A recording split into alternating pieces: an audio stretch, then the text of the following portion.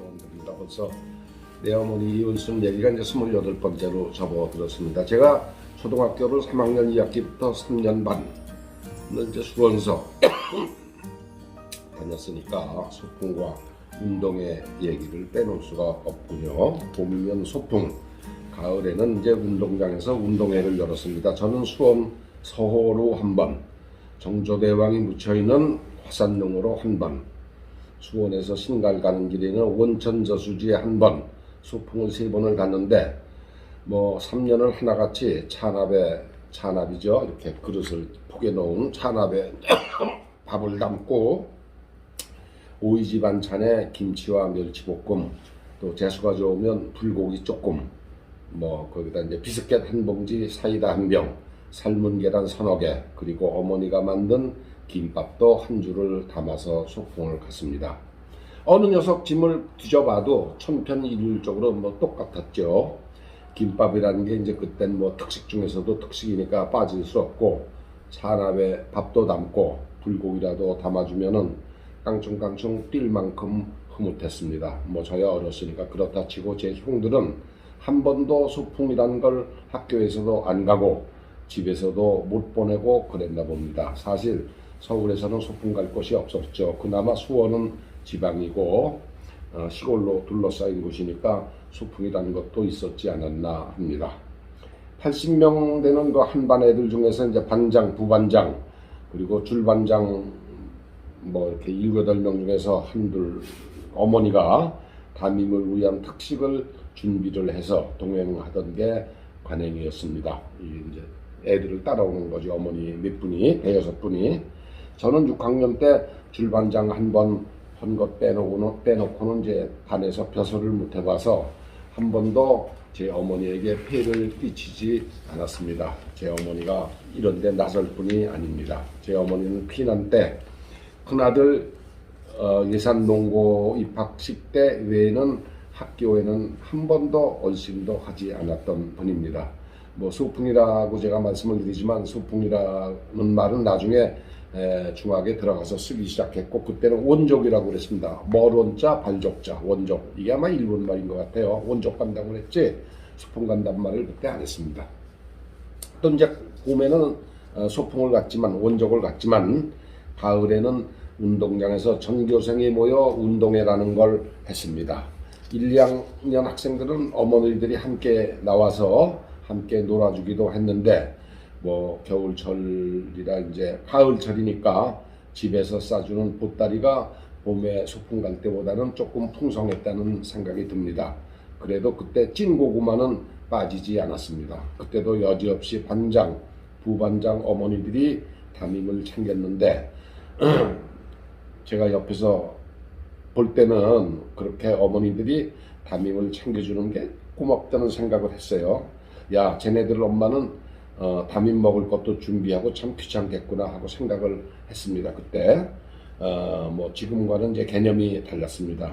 뭐 돈 들어가는 일을 귀찮고 돈 들어가는 일을 맡아서 몇몇 엄마가 해줬는데 그 학부모들 손가락질하는 사람도 없었습니다. 쉽게 뭐 학부모들끼리 연락할 수 있는 시절도 아니고 전화도 뭐 없던 시절이니까 어머니끼리 모여서 그렇게 너댓 명이 담임을 챙기는 게, 그때는 저 엄마들이 참 수고가 많네, 저도 꼬마지만 그렇게 생각을 했었습니다. 요새는 뭐 SNS라는 게 전화도 있고 있으니까 왕따가 어떻고 하면서 이제 복잡하죠. 운동회를 하면은 이제 저와 제 아우 충교는 아침에 빈손으로 학교에 가서 점심시간 가까이 되면 제 작은 누나가 점심시간에 맞추어서 음식을 싸들고 학교에 왔습니다. 제가 그저께 1월 5일 날 친구와 이제 김포에서 만나고 서울로 오는 길에 고양시 원당에 사는 그때 저를 챙겨주던 제 작은 누이를 뵙고 왔습니다. 85, 지금 85인데 참 세월이 더덥다는 걸 온몸으로 느꼈습니다. 제가 이제 아버지가 쓴 세계의 이야기는 지난번에 말씀을 드렸죠. 이 세계가 저에게는 더할 수 없는 진귀한 보물입니다. 이것과 연관해서 오늘은 듣기에 따라 조금은 불편할 수도 있는 이야기를 해보겠습니다.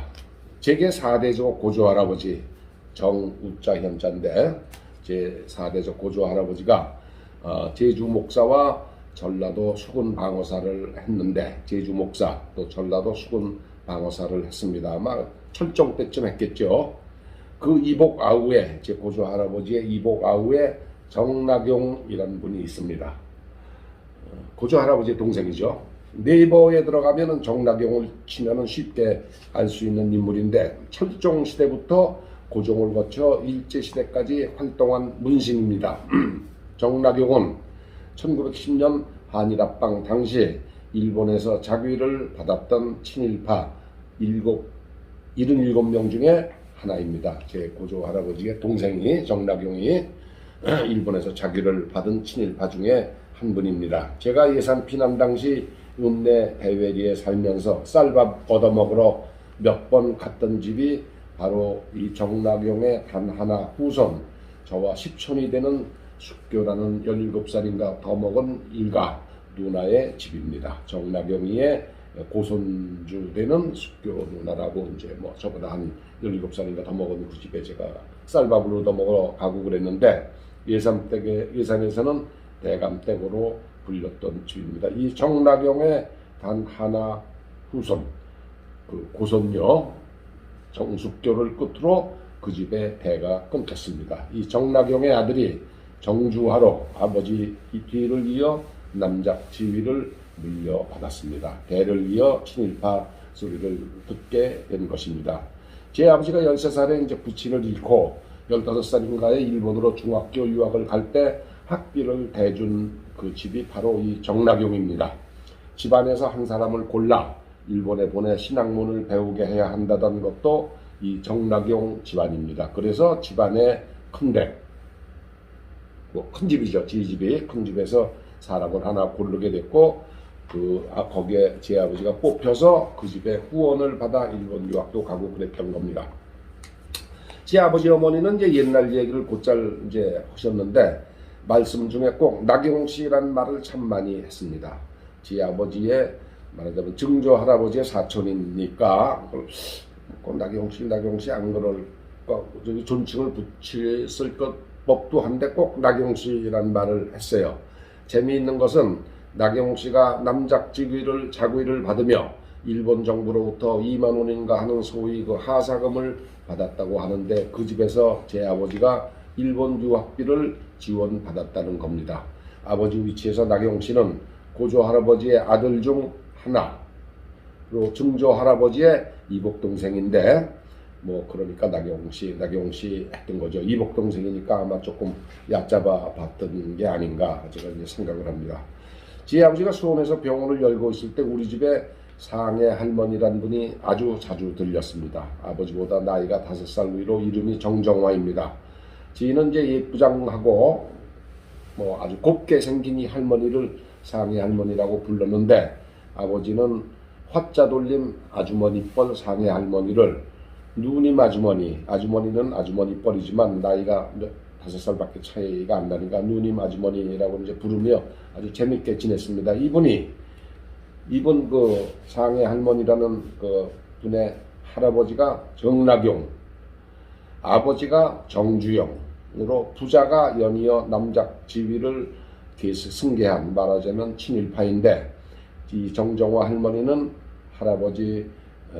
아버지와는 달리 또 본인은 독립운동 자금을 상해로 날랐다 해서 붙인 별명이 상해 할머니입니다. 이분이 독립운동을 하던 김좌진은 아니고 김무슨 그 장군, 독립운동 그 장군의 며느리가 되었고, 뭐 돌아가신 지 꽤 됐습니다만 아마도 이명박 대통령 때 독립운동가로 훈장도 받았습니다. 참 아이러니하지 않습니까? 친일파로 자위를 받은 사람을 아버지로 둔 그 딸이 목숨 건 독립운동을 하고 대한민국 정부에서 훈장까지 받았다는 사실이 어떻습니까? 여러분 생각해 보십시오. 그 은밀한 내막을 제가 어찌 알겠습니까만, 할아버지가 받았다는 일본 정부의 은사금 그 2만 원 중 일부가 손녀를 통해 상해 임수정부로 가지 않았다고 어떻게 단정할 수 있겠습니까? 그 상해 할머니가 어떻게나 젊었을 때 예쁘던지 또 할아버지 아버지가 그런 남작이니까 인천에서 배를 탈 때 일본 세관이 감히 치마까지는 들추지 못했다고 합니다. 뭐 친일파는 다 나쁘다, 죽일 놈이다 하고 단정 짓는 것에 저는 반대합니다. 자기를 받았으면 친일을 했을 수도 있겠구나 하고 이해를 해주는 것, 특별히 합방에 앞장서지 않았더라도 지방 토호를 하나씩 골라 자기를 주겠다는데 그걸 거절하지 못했다는 잘못, 이 정도로 우리가 이해를 해주는 것이 우리가 앞으로 나아가는 올바른 길이 아닌가 합니다. 저는 자칫 제 아버지가 자위를 받은 증조부의 아우, 즉 종증조부죠. 그 돈으로 유학을 갔으니 그럼 그 돈을 받아 쓴 제 아버지도 친일을 한 것 아니냐 이렇게 얘기할 사람도 있을 수 있다고 생각을 합니다. 하지만 이거야말로 무지의 극치죠. 뭐 조국이 죽창가를 부르자고 하는 것과 무엇이 다르겠습니까? 언젠가 제 외가 증조 할아버지, 어머니의 할아버지, 또 아버지의 할아버지가 서로 만나 자네 손자 봤나? 나도 손녀 봤네 하며 2살 때 결혼시키기로 약속을 했다는 걸 제가 말씀드린 적이 있습니다. 기억하시겠죠? 제 외가 증조가 안동부사 발령받았다는 얘기를 어머니에게 들었지만 부임을 했는지는 제가 모르겠다고 했는데 제 친증조부 정초정입니다. 제 친증조부가 풍천부사를 했다는 기록을 제 아버지 세계에서 제가 알았습니다. 재작년 2021년 4월 제가 대학 동문들과 안동을 거쳐서 진도의 이순신 장군 전적지를 돌아볼 때 제가 안동 근처를 지나며 풍천이라는 지명을 읽었습니다. 여러분도 차를 타고 지나가시면서 보실 수 있습니다. 이곳에서 벼슬을 살았던 것은 아닌가. 풍천부사라는 게 그때 안동부사로 있던 제 외가 증조를 만났고 이웃에 뭐 서로 부사표를 하니까 한참 후에 손자 손녀를 봤을 때 혼약을 맺어준 게 아닌가 하고 저 혼자 상상을 해봅니다.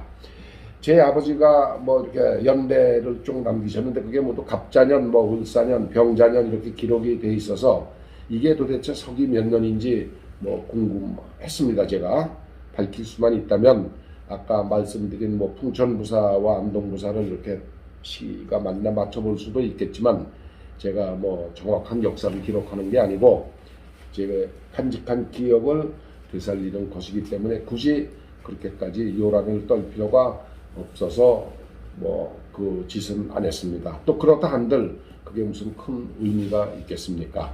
가족사건, 국가의 역사건, 역사는 상상하고 해석하는 재미로 배우는 겁니다. 역사는 가족사건, 국가의 역사건, 상상하고 해석하는 재미입니다. 그래서 역사는 이거다 하고 딱 단정을 지으면 안 된다 라고 하는 게 제 생각입니다. 감사합니다. 다음에 뵙겠습니다.